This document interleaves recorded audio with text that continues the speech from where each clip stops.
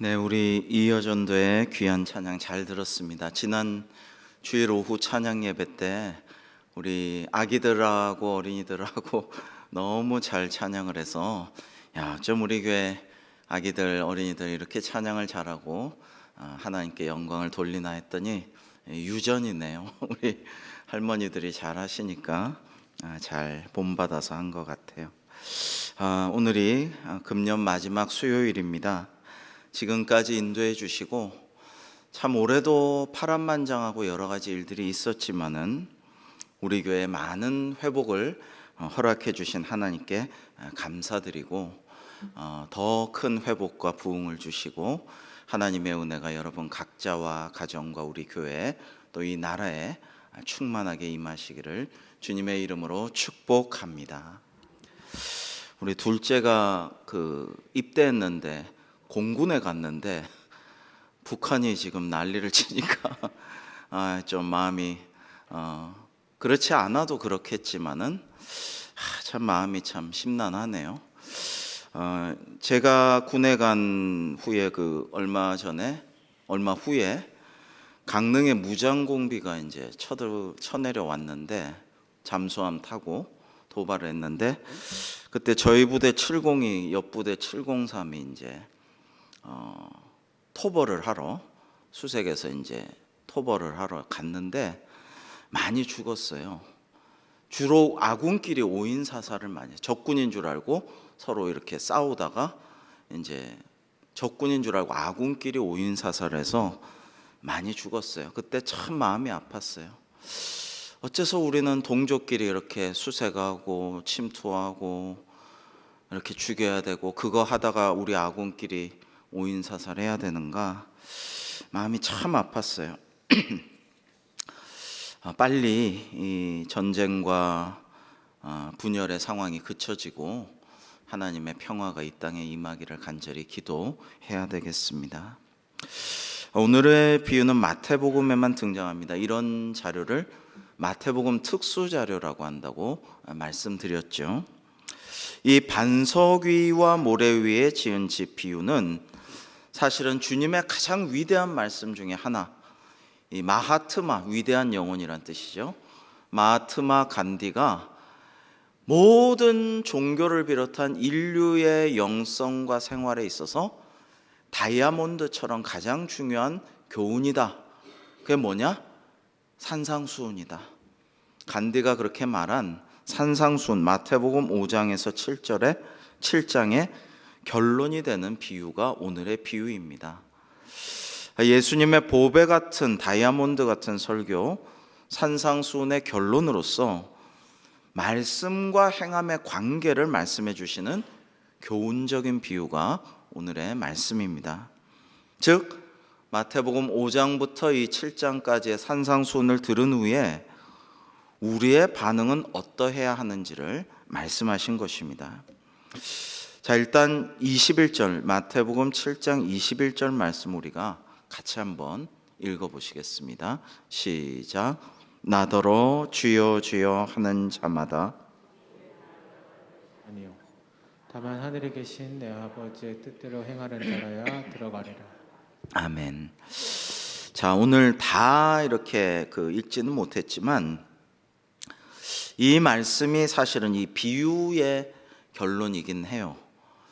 그러니까 이제 주여 주여 하는 자마다 천국에 다 들어가는 게 아니라는 말씀이고요.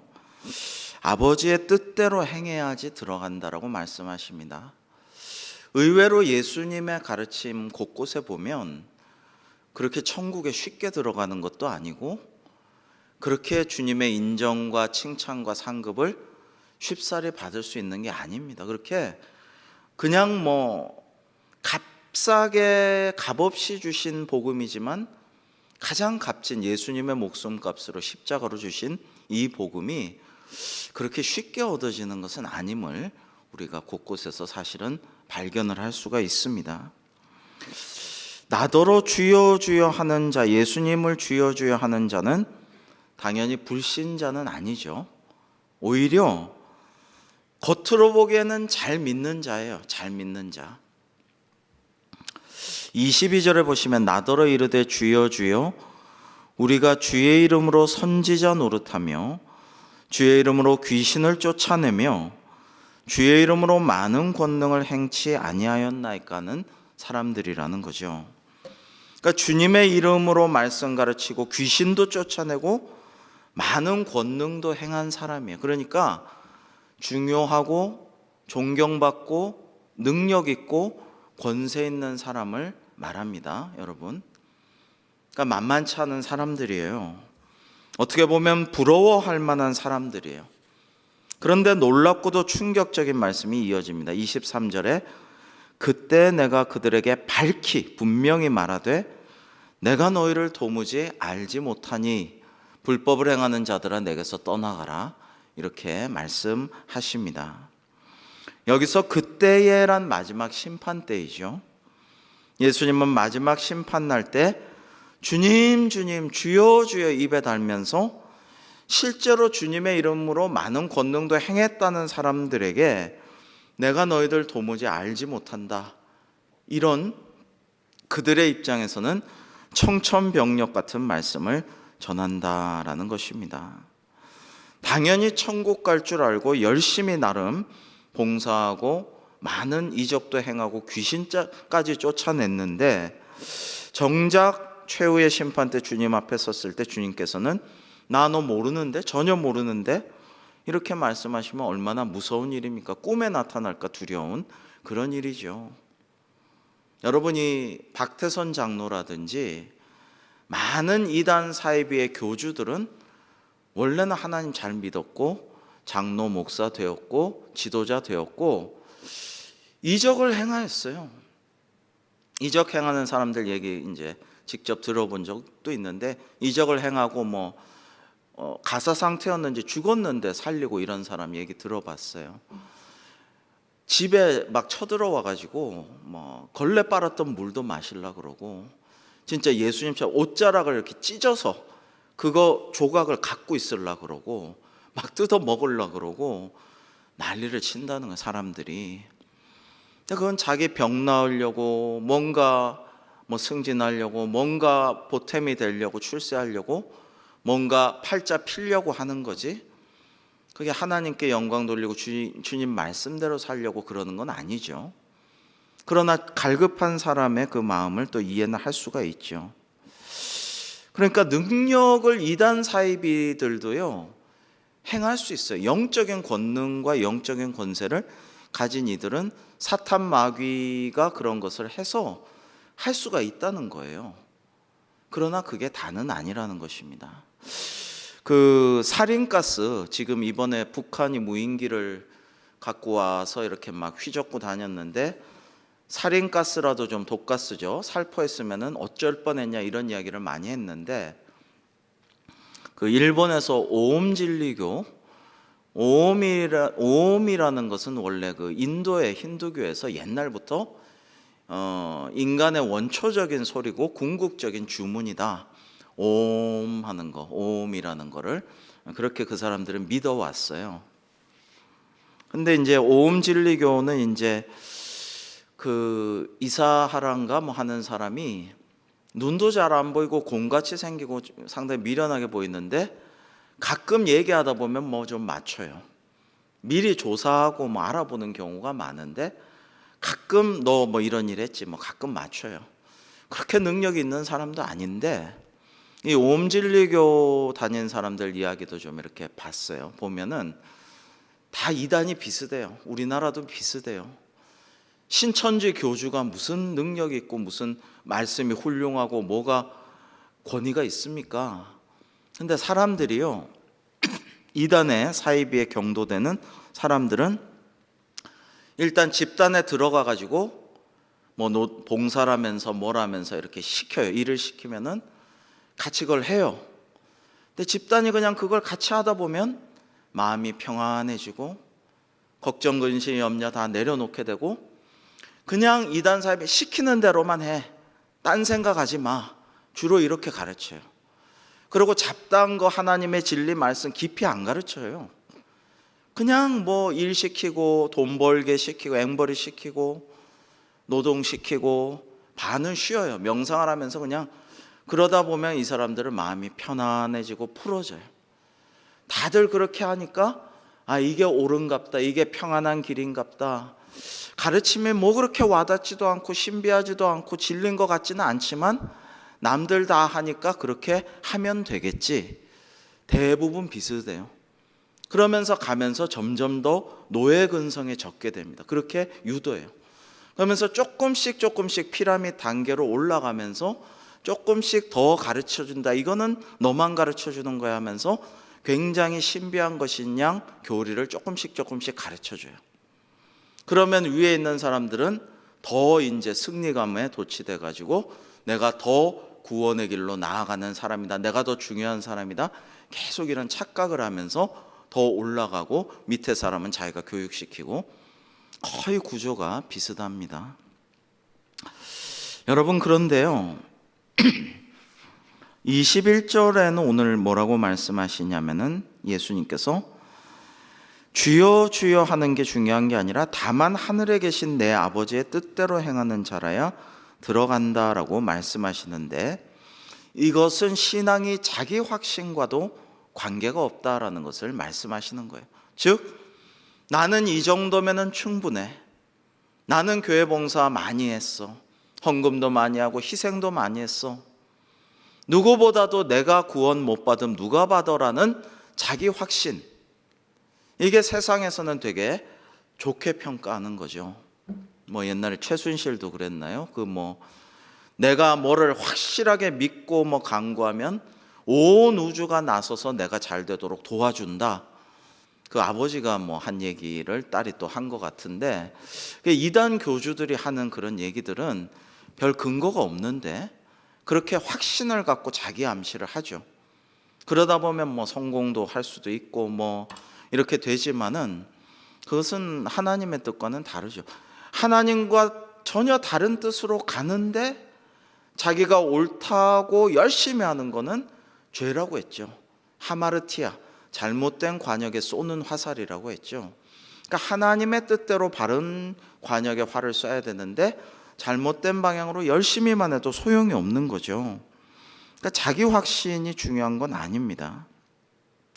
자, 오늘 말씀, 오늘 비유의 강조점은요, 행함에 있어요. 실천에 있습니다. 말씀대로 행하는가 않는가가 핵심이라는 것입니다. 반석 위에 지은 집과 모래 위에 지은 집 비유는 말씀을 듣고 행하느냐 행하지 않느냐의 차이를 비유로 말씀하신 것입니다.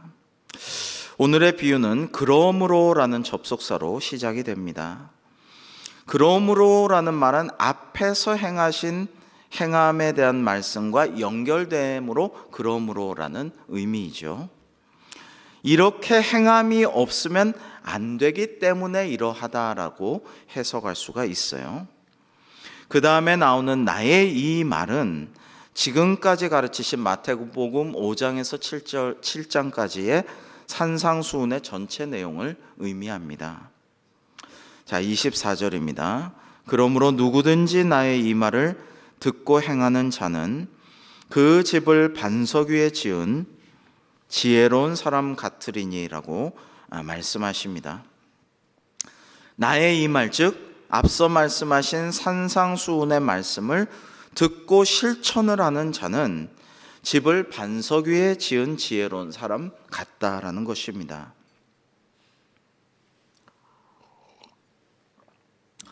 자, 유목민 시절, 주로 구약 시대에 이스라엘 백성들은 이동식 주택인 천막, 장막을 치고 살았죠. 사실 하나님의 그 성막도 이동했죠. 법궤가 있고 이동을 했었죠. 근데 성전도 짓고 집도 짓고 왕궁도 짓고 정착하고 농경 생활로 가나안에서 살게 되었는데, 연중 매우 덥고 건조한 날이 많은 이스라엘에서는 집의 가장 중요한 기능 중에 하나는 더위를 피하는 거예요. 그래서 벽은 익인 흙을 사용해서나 벽돌이나 드물게는 돌로 쌓고 기초공사는 돌 위에 판판한 평평한 돌, 이른바 반석 위에다가 하게 됩니다. 자, 익인 흙은 진흙과 짚을 혼합하는 거죠. 그 피라미드 공사하고 그 출애굽기에 이집트에서 노예로 부리는 히브리 백성들도 뭘 했어요? 진흙과 짚을 주워다가 혼합하는 작업을 해서 공사를 했죠. 이것은 시멘트와 모래를 섞듯이 강도를 높이려고 그렇게 했던 것입니다. 자, 근데 왜 반석 위에 돌 위에 집을 지었을까요?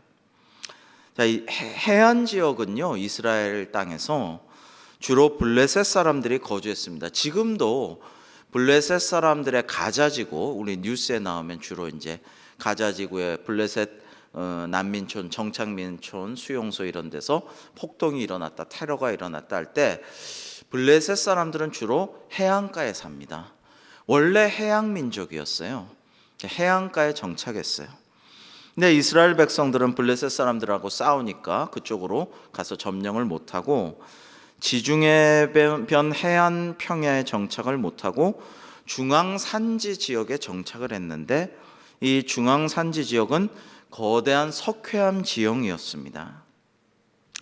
겉에는 약간의 흙이 덮여 있었지만 조금만 파들어가면 금세 석회암 안반이 드러나게 됩니다. 예수님의 그 씨 뿌리는 비유에도 두 번째 이런 밭이 등장하죠.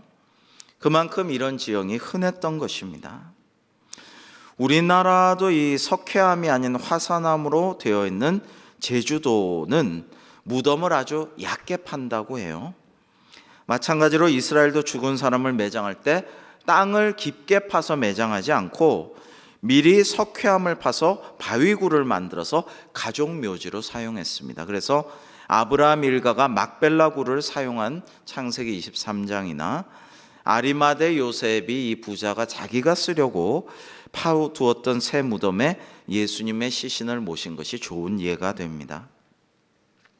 자, 지형이 이렇다 보니까 산지의 빗물이 땅에 스며드는 게 아니라 낮은 지대 골짜기로 쭉 흘러가게 돼요. 빗물이 안 고이고 쭉 흘러갑니다.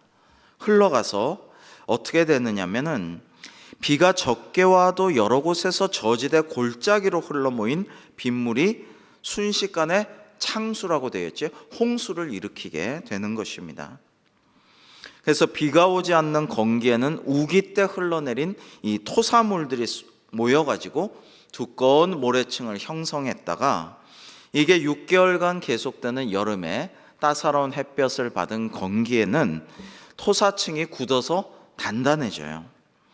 근데 문제는 이것만 믿고 이 토사층 위에 단단한 땅이라고 생각하고 모래층 위에다가 집을 지었다가는 우기에 갑자기 산에서 흘러내려오는 비가 내려오면은 홍수가 돼, 창수가 돼가지고 와르르 무너지게 된다. 집이 다 무너지게 되고 만다라는 것입니다. 집을 짓기 쉬운 것은 물론 높은 산에 힘들게 짓는 것보다 낮은 골짜기 지역에 지으면은 훨씬 편하겠죠. 하지만 산 위에 있는 반석, 즉 석회암 안반 위에 집을 지어야 단단하고 창수, 즉 홍수가 나도 흔들리지 않게 되고 쌓인 모래층이 단단하다고 여기고 착각하고 편한 골짜기 모래층 위에 쉽게 지었다가는 우기에 집이 와르르 다 무너지고 말게 되는 것입니다. 그래서 마태복음 5장 앞서서 14절에 보시면 이스라엘 사람들이 힘들어도 산 위에 집을 지었다는 증거 말씀이 있어요. 주님께서는 너희는 세상의 빛이라, 그 다음에 산 위에 있는 동네가 숨겨지지 못할 것이요 라고 말씀하셨습니다. 즉 이스라엘 사람들은 산 위에 동네를 만들었어요. 집들을 지어서 산 위에 반석 위에 안반층에 집들을 지었다라는 것입니다. 여러분, 미국 맨해튼과 브루클린을 잇는 브루클린, 뉴욕의 브루클린 다리는 강철로 만든 현수교인데 1883년에 건립되어서 이제 내년이면 140년을 맞이하죠. 근데 아직도 건재하고 앞으로도 잘 서 있을 거라고 합니다.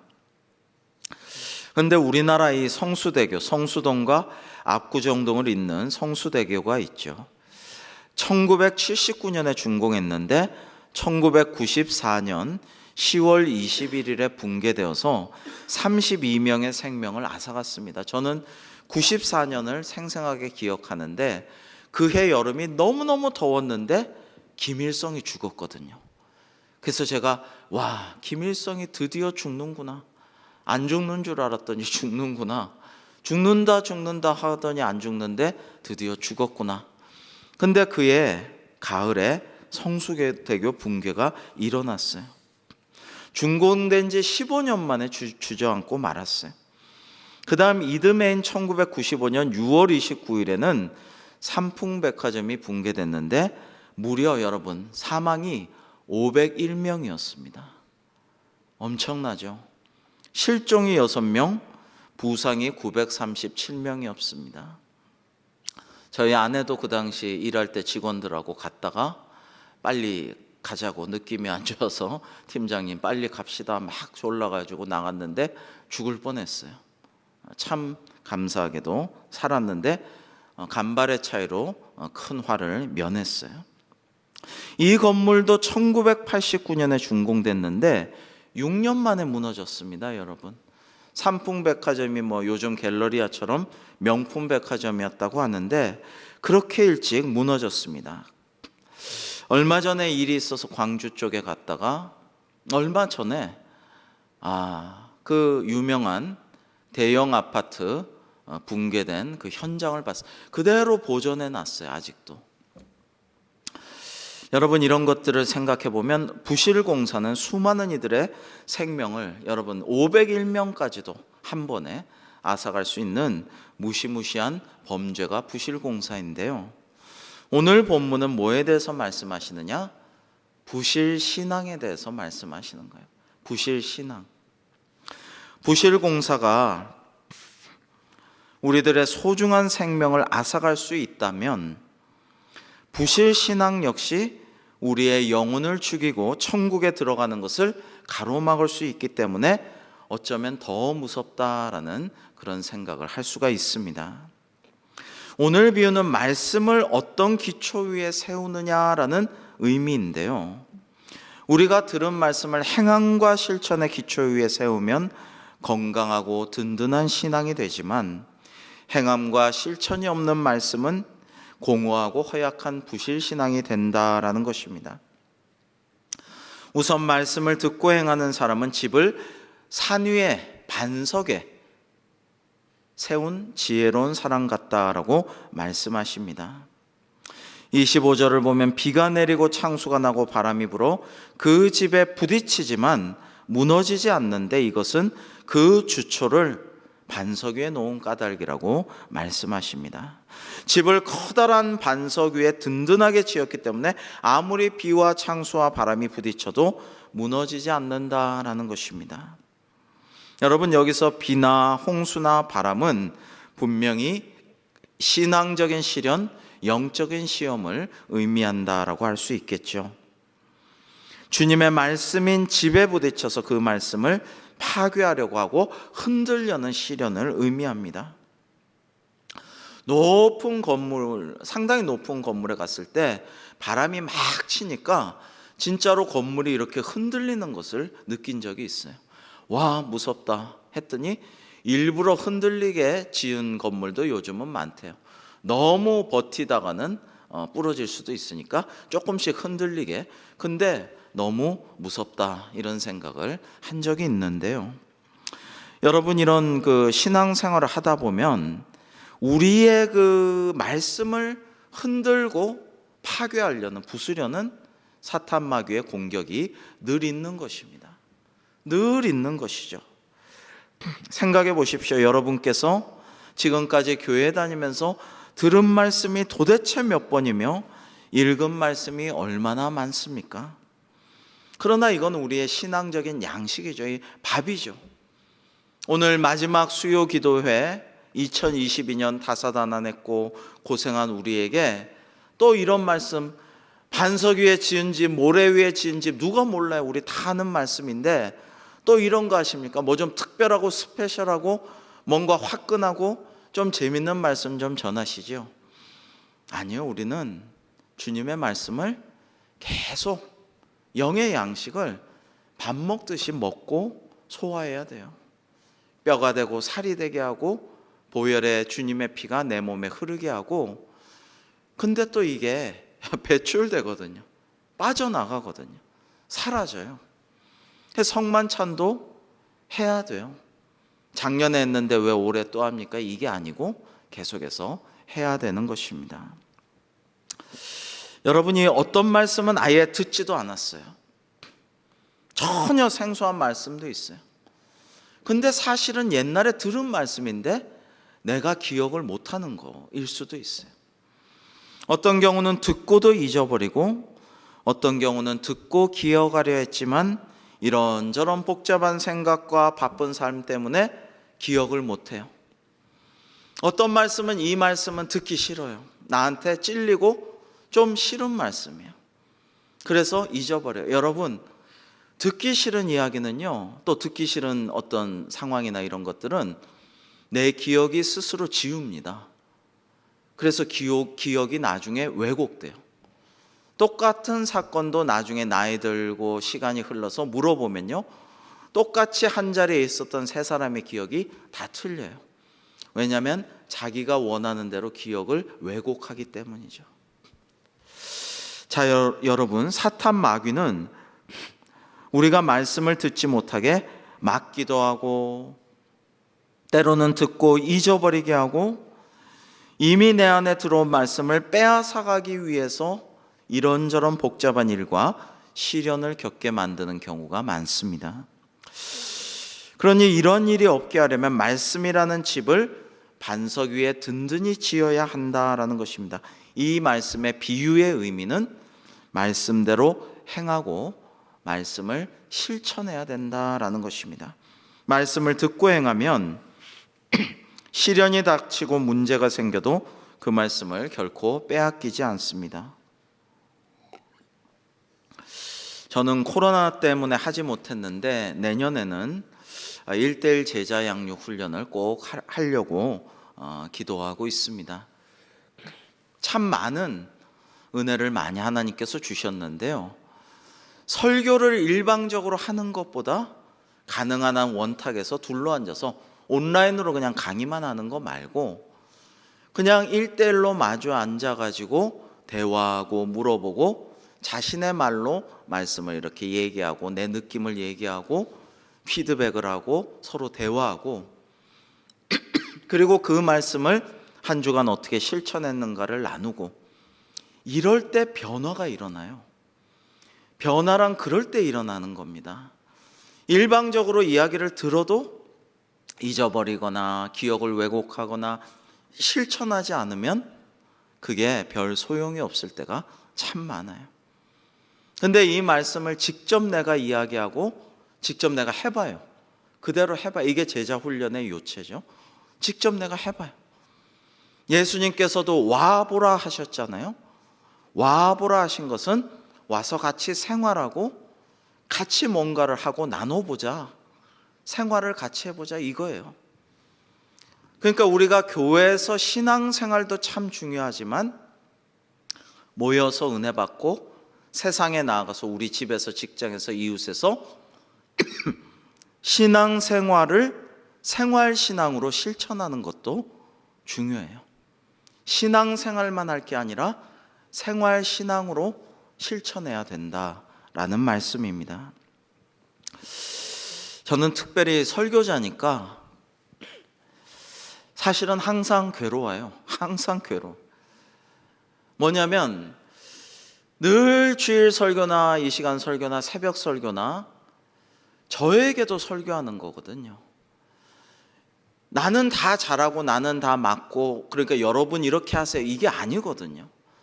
제가 이렇게 하세요라기보다는 이렇게 하십시다, 이렇게 우리 저와 여러분 되기 바랍니다, 이렇게 우리 합시다, 이런 우리가 되기 축복합니다. 주로 이렇게 말씀드리고 주어는 하나님이시죠. 하나님께서, 주님께서. 우리는 실천해야 되는데 저는 늘 이 하나님의 말씀 설교가 저에게 주시는 말씀이라고 먼저 생각하고 하고 있고, 그리고 그걸 실천하려고 하고 있어요. 그러다 보니까 때로는 괴로워요. 때로가 아니고 늘 괴롭죠. 그대로 다 못하고 하고 싶은데 부족하고 늘 부끄럽고 늘 그러니까 시달리고 괴로워요. 하지만 또 전해야 돼요. 전하라고 하시는 말씀을 전해야 되는 거예요. 최대한 그 말씀을 전하려고 하여튼 노력해요. 그렇지 않으면 양심이 찔리고 괴로운 것이죠. 여러분, 정치인처럼 공약 막 남발해 놓고 이제 내가 당선되면은 그건 공약이다. 빌공짜 공약이다. 헛된 약속이다. 그거 다 지키는 사람이 어디 있느냐. 되자고 그냥 당선되자고 한 말이지. 선수끼리 왜 이래. 이런 식으로 행동하면은 안 되죠, 우리는. 그건 아니고 우리는 말씀을 들었으면 말씀대로 실천하려고 몸부림치면서 노력해야 돼요. 자기를 쳐서 복종시키려고 해야 돼요. 그렇지 않으면 괴로워야 정상인 거죠. 반대로 이 말씀을 듣고 행하지 않는 사람은, 여러분 우리말에 이런 말이 있죠. 사상누각이라고. 그 집을 모래 위에 지은 어리석은 사람 같다고 했습니다.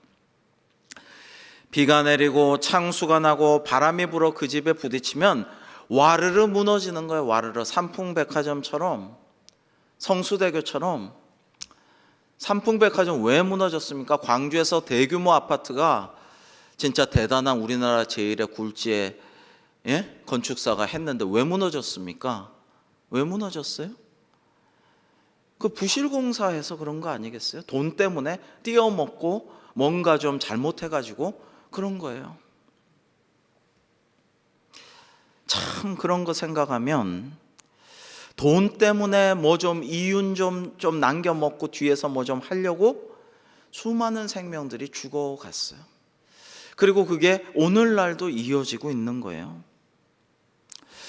여러분, 말씀을 실천하지 않는 게 이 부실공사 같아요. 부실신앙. 우리는 말씀을 실천해야 돼요. 그러니까 네 형제에게 잘못한 게 생각났거든. 예물을 드리기 전에, 예배 드리기 전에 화해해라. 그 말씀이 떠오르면 어떻게 해요? 토요일이면 적어도 그 말씀이 토요일날 떠올랐어. 불편한 사람이 생각났어요. 그럼 어떻게 해야 돼요? 못 견디는 거죠. 전화해서 쌍방 잘못했고 내가 더 피해본 것 같지만 전화해서 미안하다. 용서해라. 잘해보자. 내가 사과할게. 저쪽에서 용서해주고 아니야 내가 더 잘못했어. 미안해. 먼저 전화해줘서 고마워. 그러면 성경 말씀 실천한 마음으로, 가벼운 마음으로 행복하게 예물 드리고 예배할 수가 있는 거죠. 내 이웃을 내 몸처럼 사랑하라 그랬는데 내 몸처럼 어떻게 이웃을 못 사랑하니까 늘 괴롭지만은 그래도 조금이라도 사랑하려고 애를 써야죠. 지난 목요일 날 청년부가 사랑의 연탄 배달을 했는데 우리 송구영신 예배 때 그 3분도 안 된 영상 같이 좀 보려고 하는데 일부 권사님들, 청년부 부장님, 집사님, 부부 이렇게 청년들과 같이 했는데 너무 행복하고 즐겁고 기쁘고 다음에 또 하겠다. 다들 그런 말씀을 봉사 후에 하셔서 이렇게 기쁜 줄 몰랐다 이런 말씀을 하셔서 참 감사하다 이런 생각을 하였습니다. 우리가 말씀을 실천하면 기쁨이 있고 은혜가 있고 보람이 있고 세상이 줄 수 없는 평안을 누리는데 일단 해보면 알게 되는데 잘 안 하는 거죠. 자꾸 손해보는 것 같고 옛날에 어떤 새 가족은 열심히 이거 실천하세요 이렇게 하니까 목사님 말씀을 들을수록 두려워요. 자꾸만 두려워요. 이런 얘기를 하면서 하나님이 갑자기 저를 지금 잘 살고 있는데 아프리카 선교사로 보내면 어떡해요? 거기 가서 식인종한테 잡아먹히면 어떡해요? 난 아직 준비가 안 됐는데 선교사로 훌쩍 보내실까 봐 두려워요. 말씀을 읽을수록 그대로 실천하기가 두려워요. 그래서 다 준비가 되고 자원하는 심령이 되고 하나님께서 적재적소에 쓰시지 그렇게 갑자기 막 이렇게 안 하신다고 위로를 해드렸는데 하나님은 또 우리에게 자유의지를 주셨잖아요. 그냥 우리의 자유의지를 존중하시면서 우리의 자유의지를 참 귀하게 여기면서 우리가 자원하는 심령으로 기쁨으로 봉사하고 섬기고 말씀을 실천하기를 원하시는데, 여러분, 그러나 실천하려는 노력을 안 하고 쉽게 가려고 하면은 이 와르르 무너지는 사상 누각이 된다는 거예요. 우리의 영혼이, 우리의 믿음이, 우리의 신앙생활이 그렇다라는 거예요. 그래서 이 실천 없는 신앙은 부실신앙이라는 것입니다. 실천이 없는 지식, 아무리 지식 많으면 뭐예요? 아무 소용이 없어요. 행함이 없는 믿음, 보기에는 그럴듯하지 못하지만 사상 누각이라는 거예요. 그래서 야고보서 같은 것이 반드시 필요해요. 야고보서 5장이나 이런 거 얼마나 은혜가 됩니까? 야고보서 2장 이런 거 보면은 참 행함이 없는 믿음은 완전하지 못하다라는 것을 깨닫게 해주는 귀한 성경이죠. 우리가 오직 믿음으로 구원을 받습니다. 우리의 공로나 행함이 시작은 아니에요. 그러나 우리의 믿음은 행함으로 증명을 받고 열매를 거둬야 되지, 그냥 좋은 이야기 듣고 내 마음만 편해가지고 나만 잘 살면 되는 건 아니에요.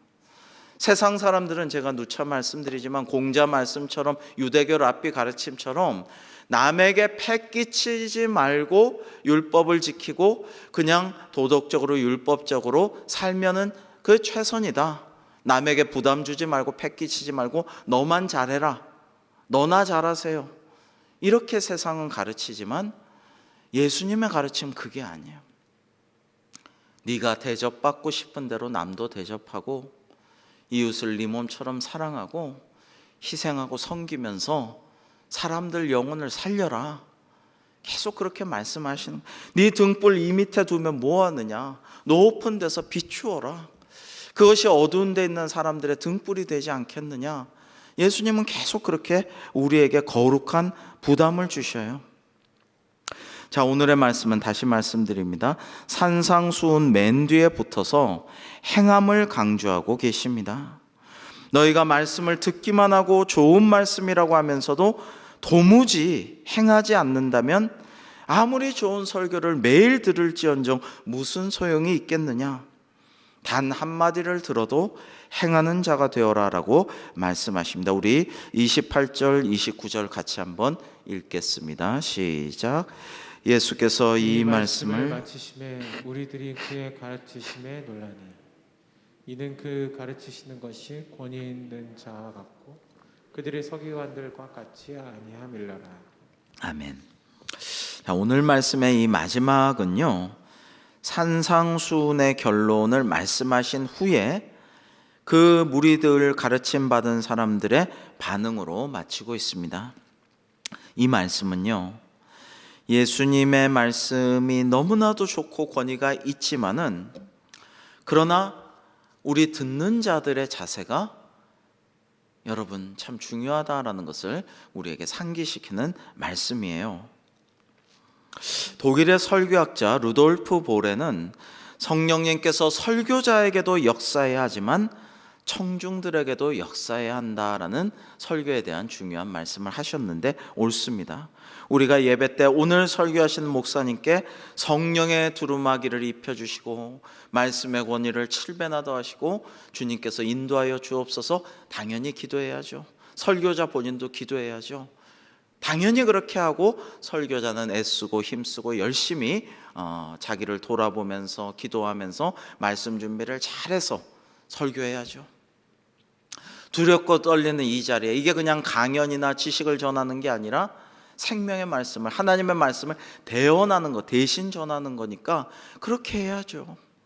그런데 중요한 것 하나는 말씀을 듣는 성도님들도, 회중들도 오늘 설교 말씀이 나에게 와닿게 하시고 감동 감화받게 하시고 내 안에 들어오셔서 역사하게 하시고 피가 되고 살이 되고 뼈가 되게 하시고 내 안에 이 주님, 하나님의 말씀이신 주님께서 오셔서 임하여 주옵소서, 이 기도하는 심정으로 기도하면서 말씀을 들으셔야 된다라는 거예요. 그렇지 않으면 역사하지 않아요. 제가 한국교회사 역사들을 보면요, 위대한 많은 한국교회사의 설교자들 또 세계교회 설교자들 중에 뭐 비근한 예로 인천제일교회를 오래 담당하고 은퇴하실 때까지 곽선희 목사님도요, 이게 뭐 외부에 젊을 때부터 외부에 나가면은 너무 은혜로운 강사, 부흥사로 유명하셨지만 인천제일교회에서는 잘 그게 본교회 교인들한테는 그게 잘 서로 교감이 잘 안 돼. 그 회중들에게 문제가 있는 것이죠. 근데 압구정 현대 아파트에서 성경 말씀 하다가 그냥 시작이 된 거예요, 교회가. 그죠? 성경 공부하다가. 근데 소망교회 가면은 우리 교회 비슷해요. 조용해요. 너무너무 조용해요. 예배가 가보면은 너무 조용한데, 그러니까 소망교회 나름대로 독특한 예배 그 스타일이 정착이 됐는데, 소망교회는 곽선희 목사님과 소망교회 교인들이 너무나도 성령 안에서 영적으로 교감이 잘 돼가지고 말씀을 너무 잘 받아들이고 말씀을 실천을 잘해요. 소망교회 교인들의 특징은 뭐예요? 열심히 봉사하고 헌신하고 누구보다도 앞서 북한 선교를 하고 어려운 이웃들 돕고 헌신하는데 절대 티를 안 낸다는 거. 절대로 그거를 내세우거나 뭐 자랑하거나 드러내는 적이 없다는 거. 그게 이제 특징이고, 나중에 참 좀 부끄럽고 어려운 문제가 있었어요. 그러나 교인들이 이거는 우리 잘못이다, 우리 기도가 부족하다 하고 더 기도하면서 교회가 오히려 위기가 더 은혜롭게 정말 완전히 위기가 기회가 되는 그런 역사를 우리는 알고 있죠. 얼마 전에 여러분, 이런 것들을 보면 참 성도도 중요하다, 목회자도 중요하지만 성도의 기도가 중요하다. 특히 뭐예요? 말씀을 듣는 자세, 말씀에 대한 사모함, 성령님께서 역사해 주옵소서라는 기도, 이런 것이 있을 때 역사하시는 거. 그렇지 않으면 예수님께서도 뭐예요? 고향에 갔더니 아이고 쟤 조그말 때 이렇게 목수 요셉네 아들 뭐 이러고 저랬지, 뭐 성전에 왔다 갔다 할 때 부모가 막 찾으러 다녔지, 그때 아유 나도 찾으러 다녔는데 뭐 이러면서 예수님을 별로 인정을 안 해줘요. 그러니까 예수님이 능력을 행하실 수가 없었더라. 선지자가 고향에서 대접을 받지 못한다 함이 이루어지는 그런 역사가 일어났음을 기억해요. 그래서 우리가 기억할 것은, 이제 또 올해 마지막 수요기도회를 오늘 드리고 또 이제 송구영신을 한 다음에는 새해를 맞이합니다. 우리가 어떻게 하면 더욱더 하나님의 말씀을 잘 듣고 체화해서 실천할 것인가? 이제는 어떻게 그 말씀을 실천하여 하나님께 영광 돌리고 내 안에 더 큰 은혜와 기쁨을 누리는 그러한 우리가 될 것인가를 기도하는 우리 모두가 되기를 주님의 이름으로 축복합니다. 기도하겠습니다. 하나님 아버지, 저희가 말씀을 얼마나 잘 듣고 또 얼마나 사모하며 얼마나 말씀이 역사하기를 기도하며 그리고 말씀대로 살려고 얼마나 애쓰고 있는지요. 주님 오실 때까지 저희 대광교회는 말씀대로 실천하려고 부단히 노력하는, 그리하여 말씀 위에 든든히 선 건강한 교회가 될 수 있도록 주님께서, 성령님께서 인도하여 주시옵소서. 예수님의 이름으로 기도하옵나이다. 아멘.